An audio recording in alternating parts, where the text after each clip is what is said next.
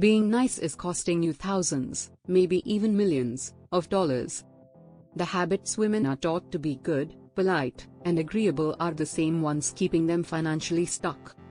If you've ever worked just as hard as others but ended up with less, there's a reason for that. The unspoken money rules that most women follow are broken. And by the end of this video, you'll understand exactly how to break free. Stay with me because the last point will change the way you handle money forever. Money rule number 1: control is more important than cash. Most people think having more money is the key to financial success. But here's the real truth: cash comes and goes, but control lasts forever. Think about it. If your income depends on a paycheck, an employer, a client, or even one business, you don't have real financial power. You're replaceable. Someone else decides what you earn, when you work, and whether you even have a job tomorrow.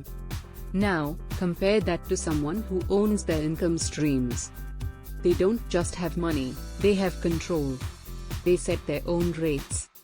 They decide when and how they work. They choose how their wealth grows, rather than hoping for a promotion or a raise. And here's where most people get it wrong. They focus so much on earning more that they don't realize they're still dependent. Even a six-figure job isn't true financial freedom if losing it would leave you scrambling. Let's take two women. One earns $150,000 a year in a high-powered corporate job. She's doing well, on the surface. But if she loses that job, her income disappears overnight. Now, take another woman who earns $80,000 a year, but through multiple streams, investments, a side business, rental properties, or digital assets. She's making less upfront, but she's in control. She's not relying on one source of income. She's not waiting for someone to give her a raise, she's giving herself one. That's the difference between being rich on paper and being wealthy in reality. So how do you shift from just earning money to actually controlling it? 1. Diversify where your money comes from. 1. If all your income is tied to one thing, you are vulnerable. 1. Start adding new streams, passive income, investments, high-return skills that pay regardless of where you work. 2. Own something that makes money without you. 2. Whether it's stocks, real estate, digital products, or even a business that runs without your constant effort, control comes from assets, not just effort. 3. Stop thinking like an employee. 3. Even if you have a job, start operating like a CEO. 3. Negotiate your worth, use your income to invest, and build something that outlasts your current role. At the end of the day, money without control is just an illusion of security. The real game isn't just about earning, it's about making sure that money is working for you, not the other way around. Money rule number 2: avoiding money drama is costing you. Women are often taught to keep money conversations polite, to avoid confrontation, to not rock the boat, to go along with what's offered. But here's the uncomfortable truth: staying quiet about money is keeping you broke. Think about the last time you accepted a lowball offer, avoided negotiating a raise, or hesitated to charge more for your work. Was it really because you didn't believe you deserved it? Or was it because you didn't want to seem difficult, ungrateful, or demanding? Men have no problem asking for more, yet women hesitate, not because they lack skills, but because they've been conditioned to believe that speaking up about money is selfish. And that's exactly why most women stay underpaid, underfunded, and undervalued. So let's talk about what happens when you avoid money drama. 1. You accept whatever salary, rate, or deal is handed to you. 1. Instead of negotiating, you take what's offered, thinking it's good enough. 1. Meanwhile, the person who negotiated just walked away with 10 to 20% more for the same work. 2. You work harder instead of smarter. 2. When you don't set clear financial boundaries, you compensate by overworking. 2.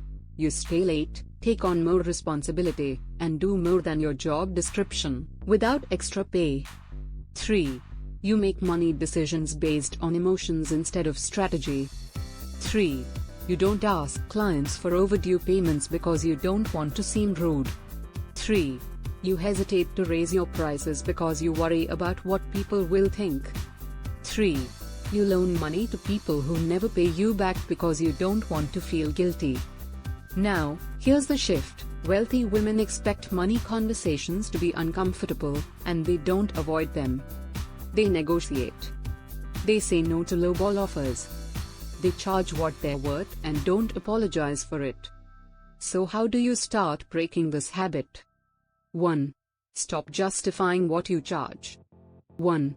Your rates, salary, or prices are not up for approval. 1. They are what they are. 1. Say them with confidence, and don't explain yourself. 2. Treat negotiations like a game, not a conflict. 2.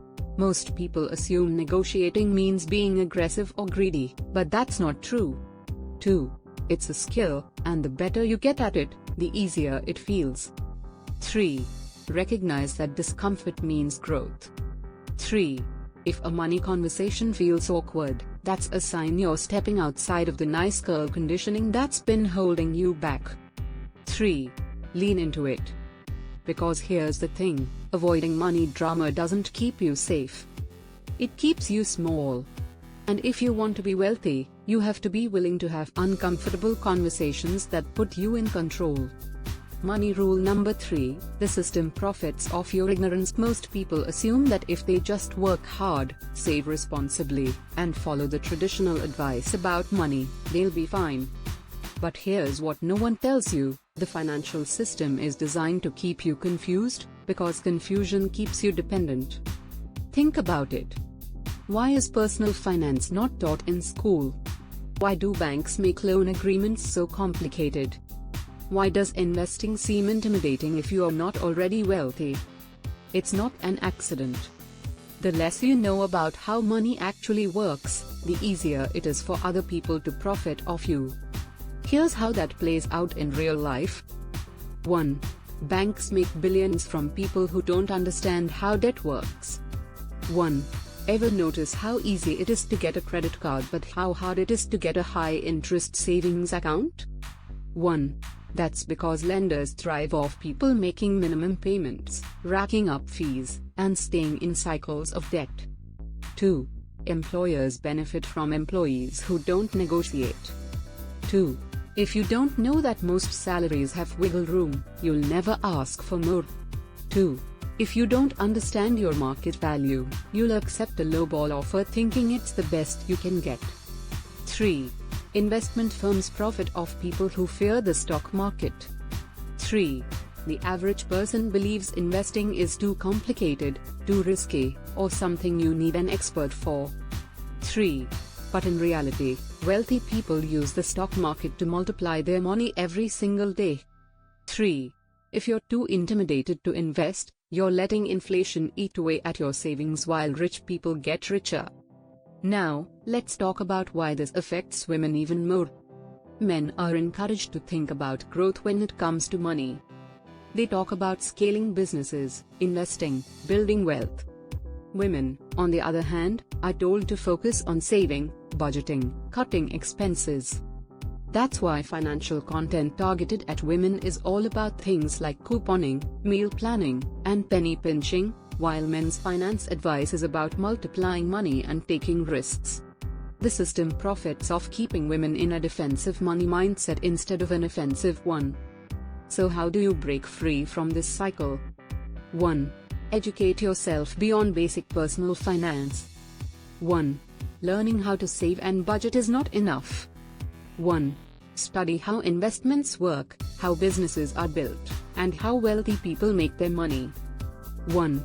The more you know, the less anyone can take advantage of you. 2. Question financial advice that keeps you playing small. 2. If the advice you're following is just about cutting back and being responsible but never about growing wealth, you're being conditioned to stay in survival mode. 3. Get comfortable making money moves that feel risky. The stock market, real estate, business ownership, these things aren't just for men in suits. 3. They're for anyone who wants real financial independence. 3. The system hopes you'll be too afraid to step into these spaces, because that's how it keeps control. Money isn't just about numbers, it's about power. And the less you know, the easier it is for someone else to control it for you. The moment you start learning how the game actually works, you stop being a player, and you start being the one making the rules. Money rule number 4, generational wealth is built quietly. When most people think of wealth, they picture luxury cars, designer bags, and multi-million-dollar mansions. But the real secret? The richest families don't focus on looking rich. They focus on keeping wealth for generations. Most people, especially in the middle class, chase visible wealth. They get rich and immediately upgrade their lifestyle. They buy things to signal success rather than build long-term financial security. Meanwhile, truly wealthy people move in silence.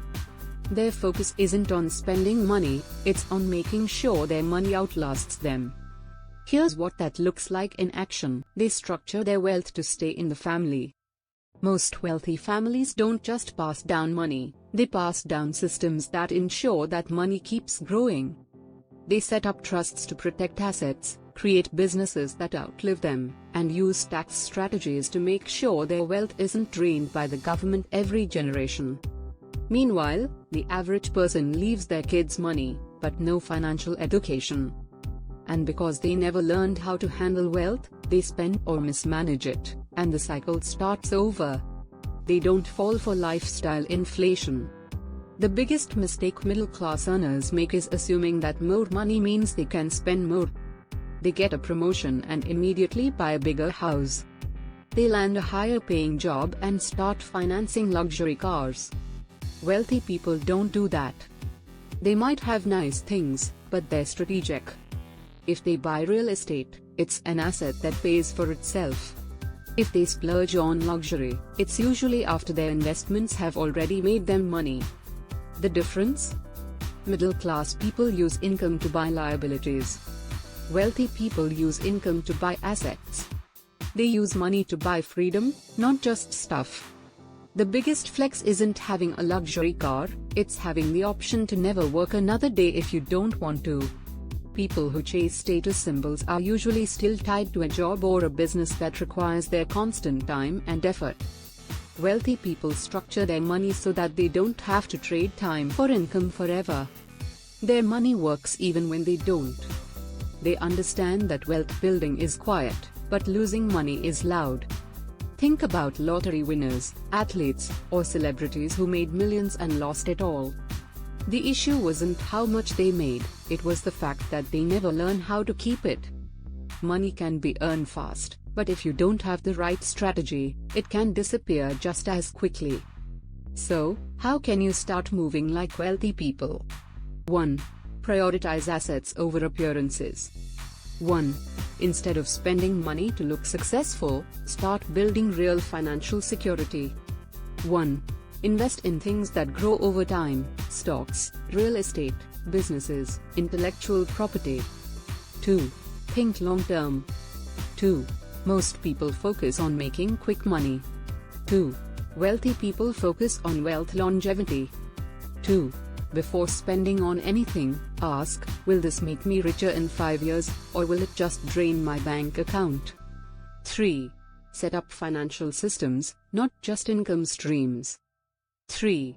It's not just about how much money you make, it's about how well you structure it. 3. Wealthy people use trusts, tax strategies, and estate planning to make sure their money doesn't disappear after one generation. At the end of the day, the biggest difference between wealthy people and everyone else is that they don't just think about making money, they think about keeping it, multiplying it, and making sure it lasts for generations. And that's the real flex. Money rule number 5. If you're waiting for permission, you've already lost. Most women are conditioned to wait. Wait to be noticed. Wait to be promoted. Wait for the right time to invest, start a business, or take a financial leap. But here's the harsh truth: waiting is a trap. The women who win financially don't sit around hoping for an opportunity to come their way. They take action before they feel ready. They move before they have everything figured out. They build as they go. Think about it. How many times have you said to yourself, 1. I'll invest when I learn more. 2. I'll start my business when I have more time. 3. I'll ask for a raise when I prove myself more. Meanwhile, someone with half your skills but twice your confidence is already making moves and getting paid for it. Why waiting costs you more than you think? Every day you wait to take control of your money, you lose opportunities that could be growing your wealth. 1. Waiting to invest. 1. You lose out on compound growth, which means a few years of hesitation can cost you millions over a lifetime. 2. Waiting to charge what you're worth. 2. You spend years working twice as hard for half the pay, while others with less talent are out-earning you. 3. Waiting to start your business. 3. You watch others step into the market and dominate while you're still thinking about it. Most people assume they need more time or more knowledge to start making bold financial moves. But the reality is, you learn by doing, not by waiting. How to stop waiting and start taking control. Women are often taught to seek permission, whether it's from a boss, a partner, or even society. But wealthy women don't wait to be told they're ready. They move first, then figure things out along the way. If you keep making money moves based on your current situation, you'll never break into the next level. Instead, start asking, what would the wealthier version of me do? And act accordingly. If you're waiting to feel ready before you take action, you'll be waiting forever. Every major financial leap, whether it's negotiating a raise, starting a business, or investing, will feel uncomfortable at first. That's how you know it's worth doing. The more you move, the clearer things become. You don't need to know every step, you just need to take the next one. The women who succeed aren't the ones who have it all figured out. They're the ones who take the leap before they feel prepared. At the end of the day, no one is going to hand you financial success.